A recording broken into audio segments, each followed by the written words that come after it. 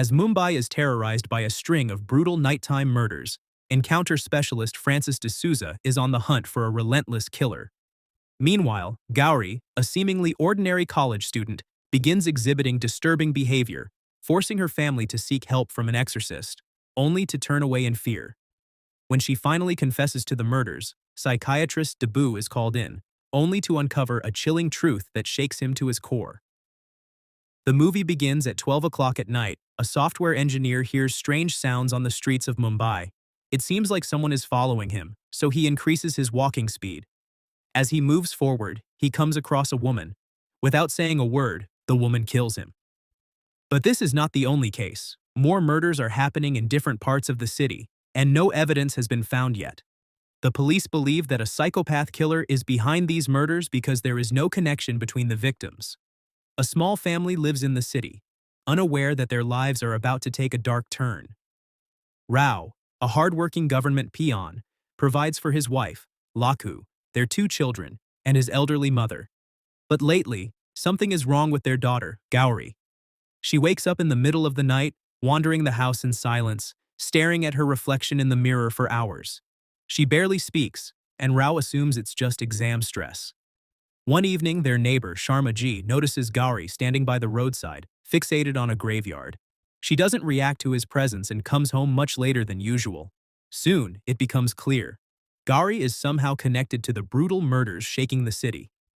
The police are already on high alert. Night after night, bodies are found in different areas, with no clear link between the victims. With no evidence left behind, authorities suspect a psychopathic killer is on the loose. Meanwhile, 2 policemen on patrol hear an eerie noise in the distance. They dismiss it and move forward, but soon they come across a group of children standing motionless in the darkness. Their expressions are unsettling, their silence unnatural. When the officers call them over for questioning, the children remain still, their blank eyes locked onto the policemen.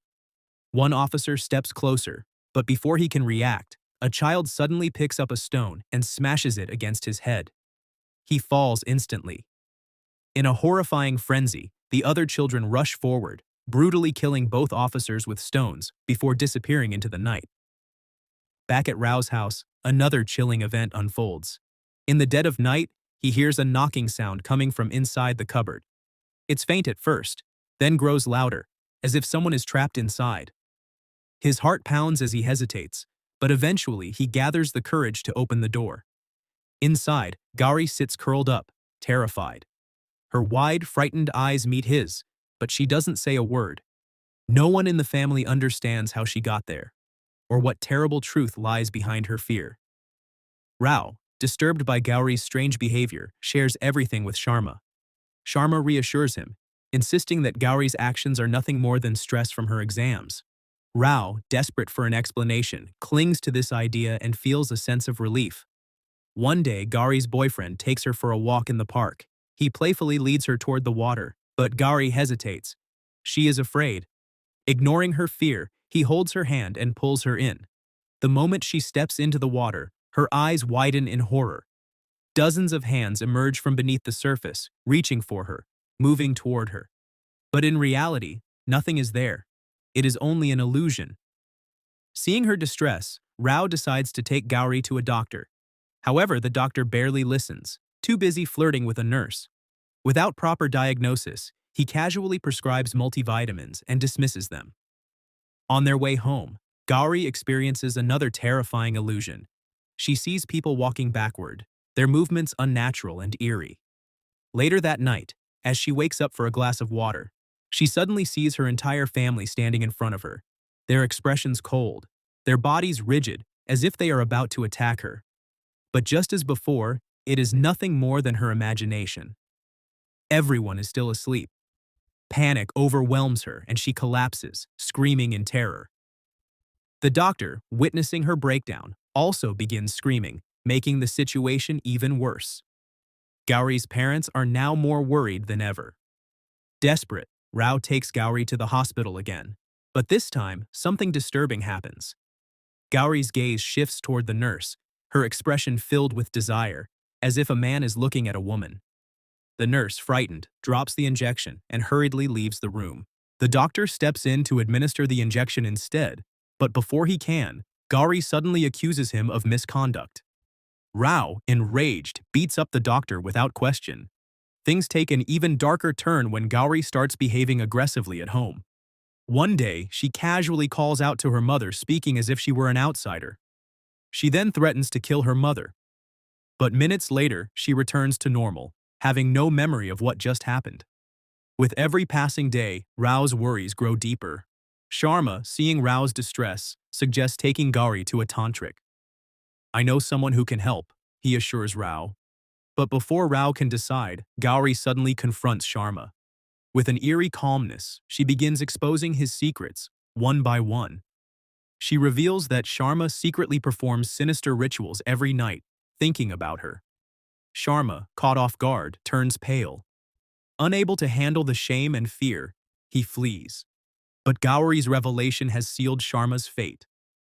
He decides to leave the city, escaping to his village. As he boards a bus, his hands still trembling, he finally starts to feel safe. But just as the bus moves, a chilling voice echoes through the vehicle. Gauri's voice. Terrified, Sharma rushes to get off, but the driver does not stop.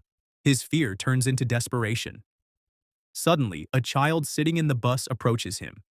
Before Sharma can react, the child strikes, and within moments, Sharma is dead. Rao feels helpless as his daughter Gauri's condition gets worse. Things take a horrifying turn when Gauri's boyfriend dies mysteriously, killed by an unseen force. The fear grows stronger in Rao's heart, and he decides to take Gauri to a tantric.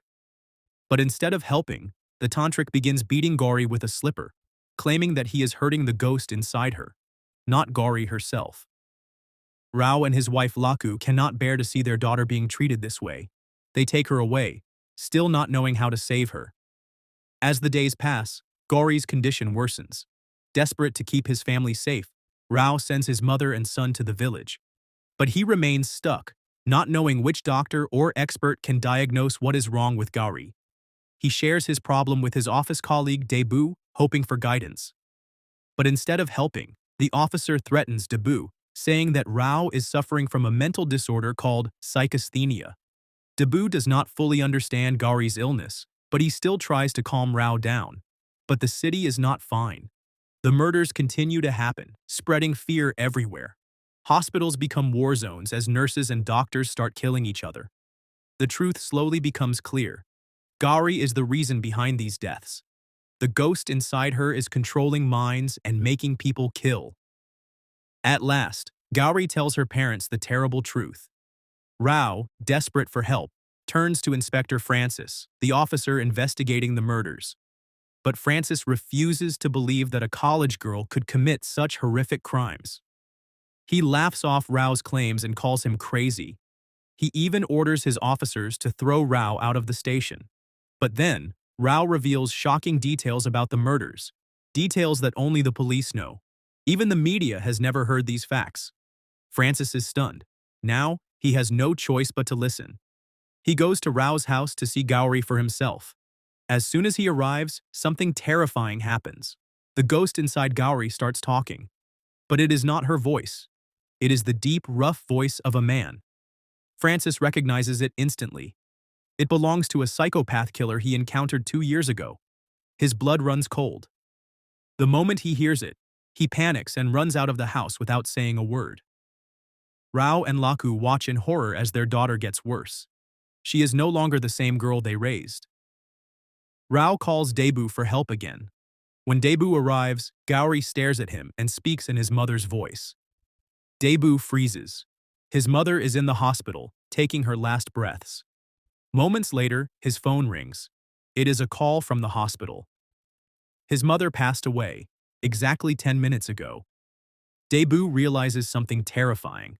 The ghost inside Gauri has gained so much power that it can use the voices of the dead. Realizing he cannot fight this evil, Debu silently walks away, too scared to even say goodbye. Meanwhile, Francis decides to inform his superior, the police commissioner, about the ghost in Gauri. But the commissioner does not believe him. He assumes Francis is overworked and asks him to take a break. The ghost inside Gauri has full control over Francis now. It forces him to kill his wife with his own hands, and then, in the ultimate act of horror, it makes him turn the gun on himself and pull the trigger. Francis dies instantly. But it is not Francis who does all this. It is the ghost using him as a puppet. Soon, the commissioner finds out about Francis's death. He calls Debut, hoping to understand what is happening. But before they can talk, another call comes in. Francis is dead. Next, Debut takes the commissioner to Rao's house. They hear the killer's voice coming from Gauri's body. Now, there is no doubt. The ghost inside her is collecting the souls of its victims and using them to spread terror. Among those trapped souls are Francis and Debut's mother. They are now part of the ghost's army, helping it kill even more people. The situation is getting worse. Rao and Laku tell the commissioner about the tantric, hoping he might help. But before they can do anything, the ghost kills the tantric too. However, before dying, the tantric reveals a terrible secret. There is only one way to stop the ghost.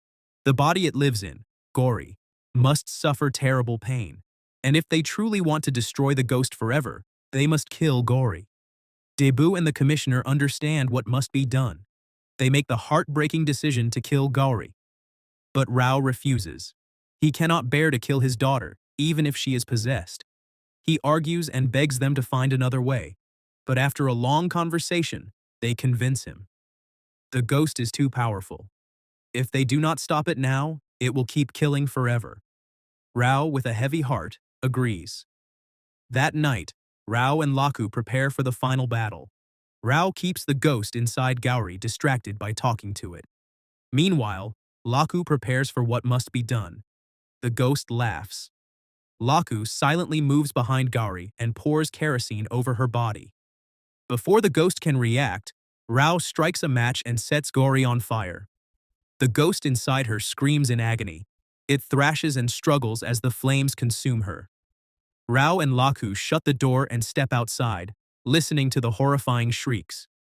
They stand in silence, their hearts shattered. The nightmare is finally over. In the end, Debut writes a message about everything that happened. He sends it to his daughter, who is a psychiatrist. With that, the story comes to a haunting close. Thanks for watching Once Upon a Rewind. Like, subscribe, and hit the bell to never miss our next video. Got a special recap request? Drop it in the comments.